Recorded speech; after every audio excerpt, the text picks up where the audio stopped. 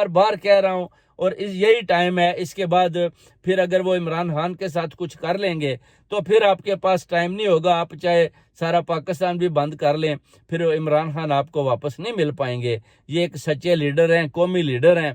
अभी यकीन कर लें कि बैरूनी ताकतों ने भी ग्रीन सिग्नल इमरान खान साहब को दे दिया है कि आप चाहें तो ठीक है, इनको उल्टा सीधा कर दें, हम आपके साथ हैं। इमरान खान साहब बड़े साईं लोग आदमी है, वो कहते हैं कि मैं तो 1 घंटे में इनको उल्टा सीधा कर दूं, इनको चौकू में उल्टा लटका लूं। मगर प्रॉब्लम ये है कि मेरी मुश्त तबाह हो रही है, गरीब बच्चा, गरीब किसान, मेरी कौम तबाह बर्बाद हो रही है, भूख से मर रही है, कर्जा बढ़ता जा रहा है, IMF हमारे ऊपर कर्जा चढ़ाती जा रही है, और इतना कर्जा चढ़ा देंगे कि फिर हमें डिफॉल्ट करके वो जो न्यूक्लियर है उसको डिफाइन करेंगे, और ये इनकी मजबूरी बन जाएगी। जब इनके पास पैसे खत्म हो जाएंगे तो ये खुद ही बोलेंगे जी क्या